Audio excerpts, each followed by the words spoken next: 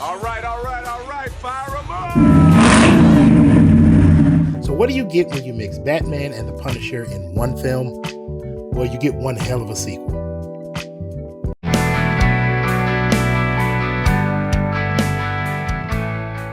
Quite honestly, I have no idea why I didn't watch the first accountant film.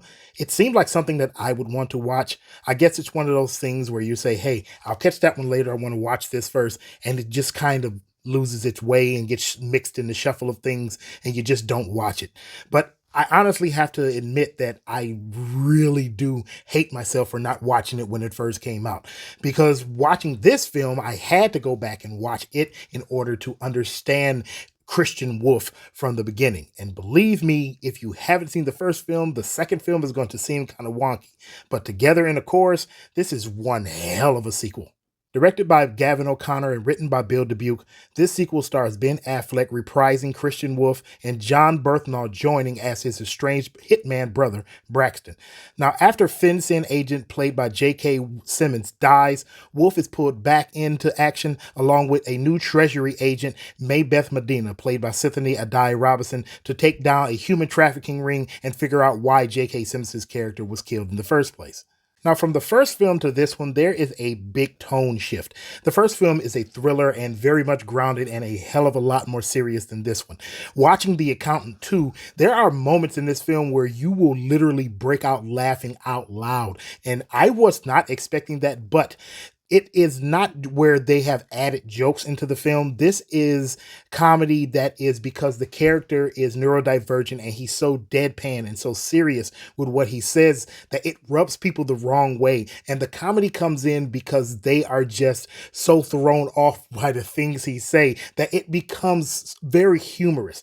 But it kind of fits within the context of the story. He's not trying to be funny. He's not really trying to hurt people's feelings by the things he says.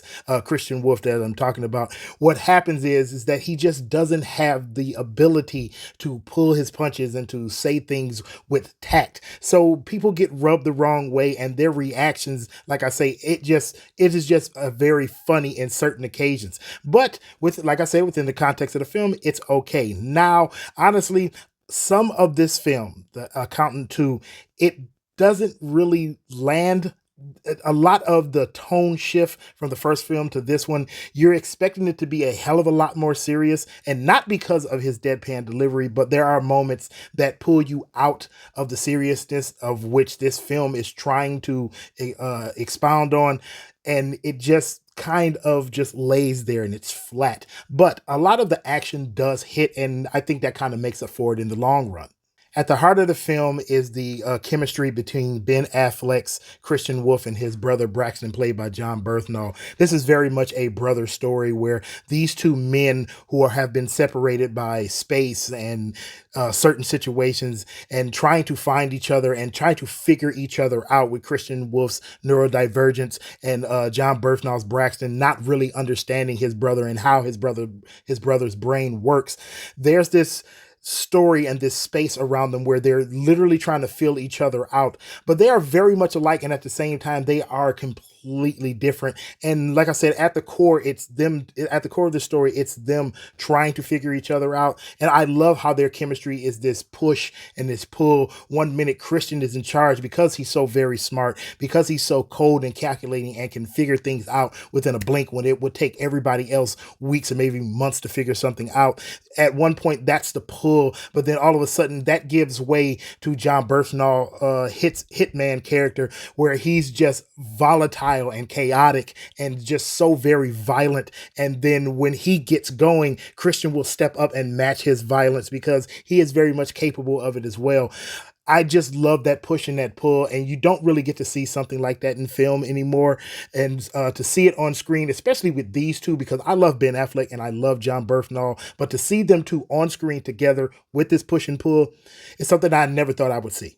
And in the background of this film is this emotional impact where we study neurodiversity, where we have a bunch of hacker kids helping Christian Wolff to solve this mystery.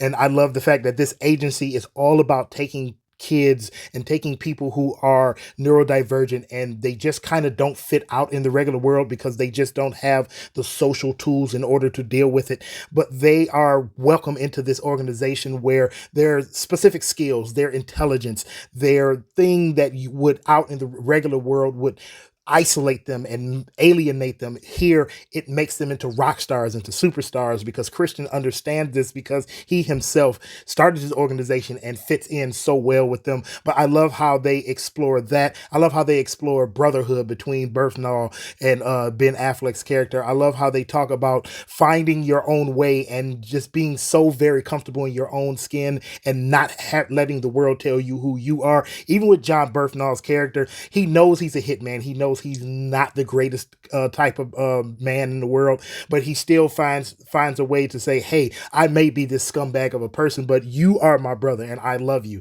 You have no idea how much I love you, and I would go to the ends of the earth for you. And there's this one conversation where they're sitting on top of a motorhome and they're talking to each other, and there's this almost coming to Jesus moment where they are talking to each other. And that's the bridge where they start to understand, like, hey, you are here, I'm here, but that doesn't mean that we can't love each other. We don't have to know each other and understand each other 100%. And I think that's a very real world issue that they threw in here. I wasn't expecting to get that much heart and that much emotional impact from a film like this, but credit to the writers and credit to the directors and the actors for pulling it off. I love the original film, and I was so glad I went back and watched it before I did watch The Accountant 2, because I was told that, hey, don't watch the second one until you watch the first one. But to watch the second one, if you love the first one, you can watch the second one. It's going to feel very kind of herky-jerky. The plotting and pacing of the second one is so very different from the first one, again, because of Christian's deadpan delivery with this new Treasury agent and dealing with his brother. A lot of what he says isn't meant to come off as comedic, but it does give you a good chuckle. And like I said, a lot of times you are going to laugh out loud at some of the things he says and some of the things he does. But loving the first one, you should like the second one. Again, it's just going to come down to the pacing and how the plot, it's not as serious as the first one, but it is still such a really good and really fun movie. I can't believe not enough people are talking about this. This will probably, for me, wind up in my top 3 or maybe top 5 films by the time 2025 is over. It is just that good. For me, this is an easy score of an 8 out of 10. This is such a fun movie. The Accountant 2 should have a hell of a lot more people talking about it. That 8 out of 10, like I said, if you watch the first one, the second one is going to feel a hell of a lot less serious, especially for what the story that they're trying to tell. But for me, that 8 out of 10 is really grounded in the chemistry between John Berthnal and Ben Affleck and their two characters, and how they really deal with each other from one end of the film to the other once they finally do get back together.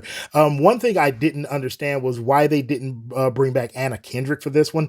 She was in the first one. She was the love interest. I thought they would have brought her and her character back for this one, but I guess maybe they just left her out for whatever reason. I don't know, but I would have liked to see her in this one. And also, look when you're watching this second film, Danielle Pineda plays a hit woman that is very much tied up within what happened to J.K. Simmons' character. I won't tell you who she is and where she comes from, because it is a very big twist in the film, and I don't want to spoil it for you. But yeah, shout out to her as well, because she is absolutely fantastic in her role in this one, as well as everybody else. But like I said, 8 out of 10, great film. If you haven't seen it, it's over on Amazon Prime streaming right now, and I wish you could have went to see it to the theater and saw it, because this is definitely a film that everybody should have caught on the big screen. But if you haven't seen it, it is over there on streaming right now.